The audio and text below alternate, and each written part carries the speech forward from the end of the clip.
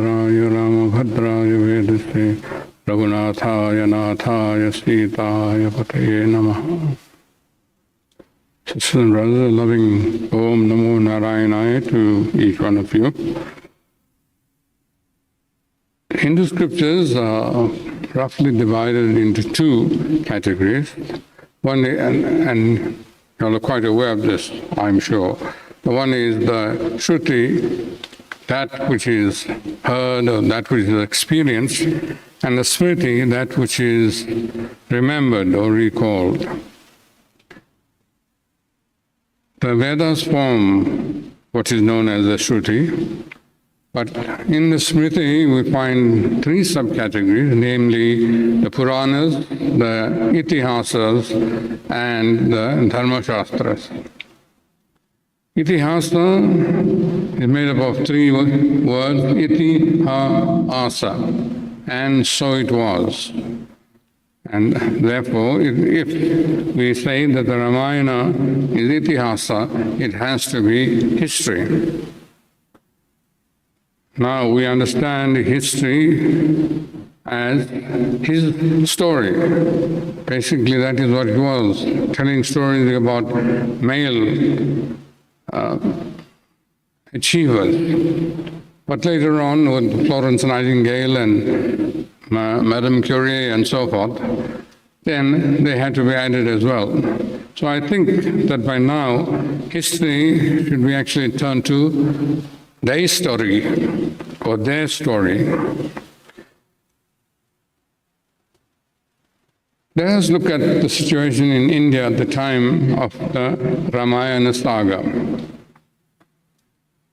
Between the north and the south of India is the range of mountains, the Vindhya range, stretching from Andhra Pradesh in the east to southwestern Maharashtra. So in this way, India was divided from time immemorial.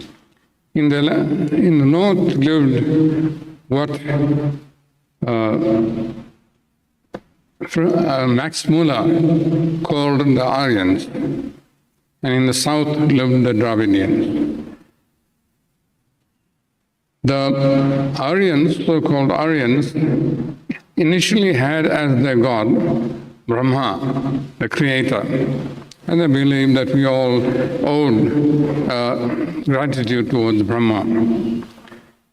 But later on, as they started to move, it became necessary for some sort of security. And then were born the Kshatriyas. The Kshatriyas had as their deity Surya, the sun. Because they believed from the sun, they obtained their ojas and their tejas, their energy and their vitality. Later on, they were to put weapons into the hands of this Surya. And in this way, Vishnu came into existence. So you see that in Vishnu's hands, he has these weapons of war. South of the Vindhya range lived the Dravidians. They were mostly hunters and gatherers. And they had as their god Shiva or Rudra. And they presented him as a god that's wearing the skin of an elephant, dripping blood, and dancing in great glee. It would appear that the southerners tried to gain entry into the north and influence the northerners with their beliefs. And this we see when we come across the rishis being disturbed by what was known as the Rakshasas. But these were definitely southerners more than anything else. On the other hand, the northerners as well were trying to foist their gods upon the southerners. So this sort of differences between them existed for some time.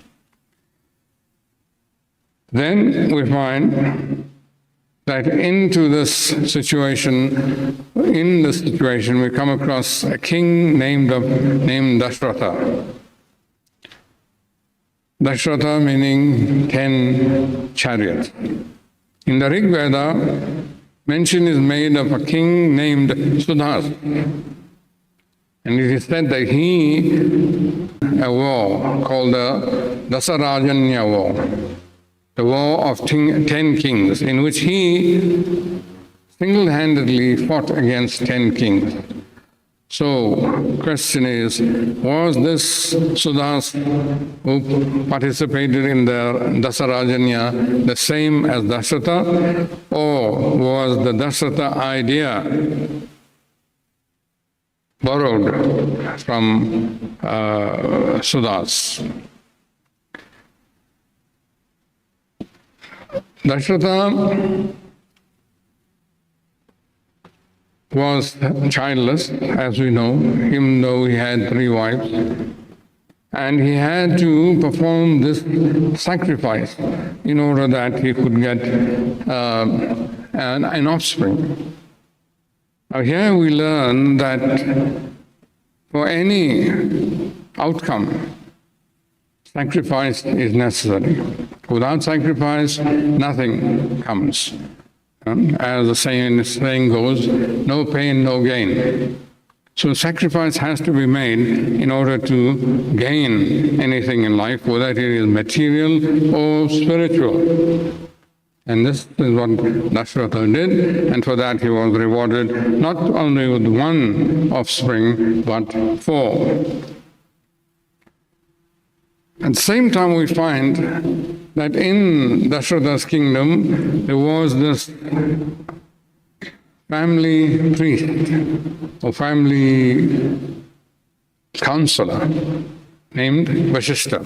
Vashishta was what is known as the Brahma Rishi. It means he was a Brahmin from birth.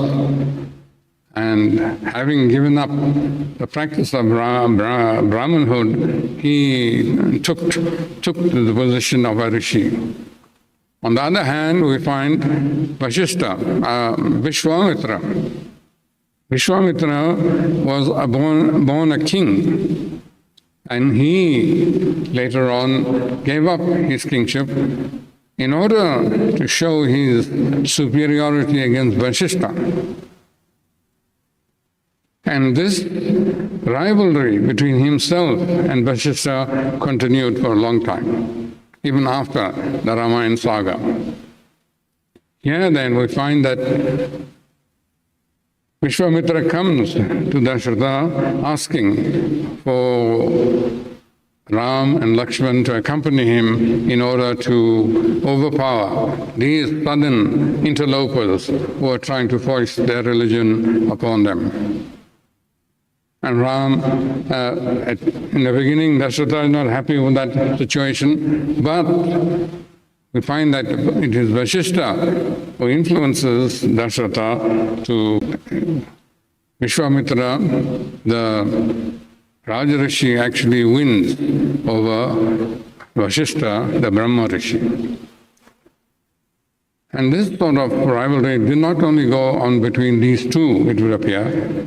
It was a general thing that there was a general fight for power between the Brahmanas and the Kshatriyas.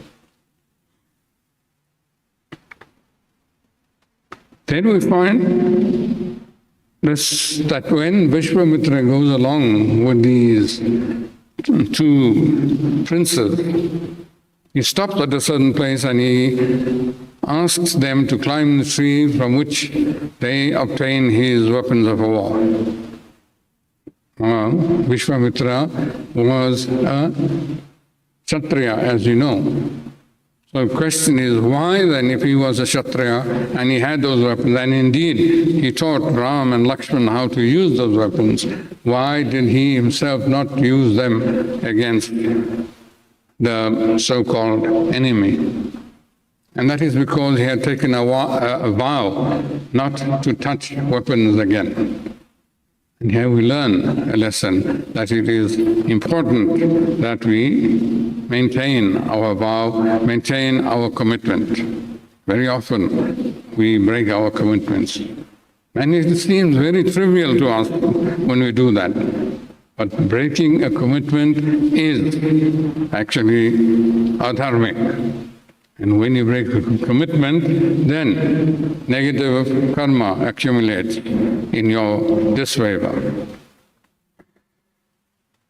So they go and we find that Ram and Lakshman overcome those demons, those rakshasas, and then from there they return. And on the return they come across Ahalya. Ahalya is made up of two words in Sanskrit. Ahalya means that which can be irrigated, which can be plowed, which can be cultivated. And Ahalya means that which is not cultivatable. You find that when Ram comes and he places his foot on that infertile soil, trees and vegetation starts to grow. Obviously, when this happened, the word must have gotten around that there is somebody here who, when he places his foot on infertile soil, that soil becomes fertile. In the same way as in Sri Ramakrishna's case, the word went around that here was a man who died 7 times and woke up again. Every time he went into samadhi. So, after that, we find that Vishwamitra takes them to the kingdom of Janaka. Now, Janaka is mentioned even in the Bhagavad Gita as a great karma yogi. This is an interesting thing, because at that time, kings were given to rituals and ceremonies only. That is it. They believed that the priests were to give them that sort of connection with God. But here we find that when Janaka swerves away from that belief and practice, and he actually puts his hand to the plow. And for his effort, he is rewarded with what we come to know as. But here it is reward for actions, for activity, which is for the good of the world. Having reached Janaka's palace, then we find that this contest is taking place. Sita Swayamvara is taking place, and the challenge is given that he who breaks the bow of Shiva will attain Shiva's hand, Sita's hand in marriage. And we heard that Ram was able to not only string the bow, but to break it.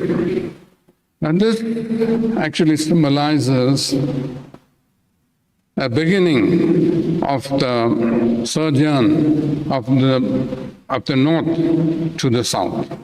Because nowhere previous to this is any mention of Shiva made in the Ramayana, neither in the Valmiki nor in the very popular Ramcharitmanas. This is the first time we come across the name of Shiva in connection with the Ramayana. So Ram then breaks the bow, which means then that he is suitable to go south and, you want to call it, preach the philosophy of the Brahmanas of the north. So he marries Sita, and we know that he is exiled, which is all part of the whole activity of moving south in order to influence the south with their belief in Brahman and Vishnu. And we go south, we know that Sita is abducted, and we know that before crossing over to Lanka, Sri Ram actually adores and worships Shiva. And here is where the Trimurti is born. Before that there was only Dvimurti, only two, Brahma and Vishnu, and here Shiva is added to that. Having done that, they cross over to Lanka, and the war takes place there as well. And the war between Ram and Ravana, as we all know, is one of righteousness over unrighteousness. It is not like the other wars that we learn of in history. Incidentally, while we were at that, the teacher was teaching her children some general knowledge once, and she asked, what is the difference between geography and history? And I did some geography here now when I spoke about the Vindhya range. And one little boy put up his hand and said, yes, ma'am, I have the answer. And she said, what is it? He said, ma'am, geography is about maps. And she thought about it for a while and said, all right, we'll let that pass. And what about history, she asked. He said, history is about chaps.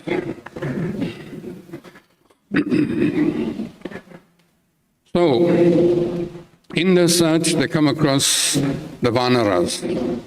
We are told that they come across the monkeys and the bears. The question that arises, well, two questions, is that this mention of monkeys and Vanaras, is it really monkeys and bears, or is it some primitive tribe which has as their totems, as their emblem on the flag, monkeys and bears? Because later on in the Mahabharata we find that Arjuna has a monkey which we are told is Hanuman on his flag.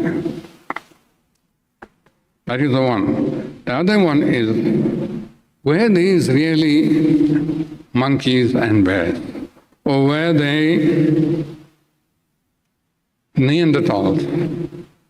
See, the word Vanara, apart from meaning forest dwellers, those who live in the Van, also means Va-Nara, which means pre-human. So these then were not just monkeys, as we believed, were given to believe. They had to be this step between in the state of evolution. And of course, then the question will arise is that if that was the case, how were they intelligent? They were intelligent in the same way as we, who are Homo sapiens, have those among us who are idiots. So they had to be among the Neanderthals, those who were really intelligent. So those were the Vanaras, and they helped Ram, as we were told, and in that way he won the war. And then, of course, we are told that this crossing had to be made and a bridge had to be built. And we know that from space, pictures have been taken of such a bridge that exists between the mainland of India and Sri Lanka. So nobody can say that this whole Ramayana saga was just mythology. It technically did take place. Perhaps there were some inaccuracies as far as certain facts, but it did take place. And finally we find, while history shows us the one tribe or the one country triumphing over another in order to gain wealth and gain possession, here we find the triumph is of righteousness over evil. So basically this is what we should consider when we are talking about the Ramayana or reading the Ramayana. Unfortunately, with the Tulsi Ramayana, this history is not so obvious. Although the history, the Itihasas are made up of the Ramayana and the Mahabharata, it is easier to see history in the Mahabharata than in the Ramayana. That is because in the Mahabharata, most of the characters, almost 95% of those characters, are humans. But in Tulsi Ramayana, right, we find exotic creatures.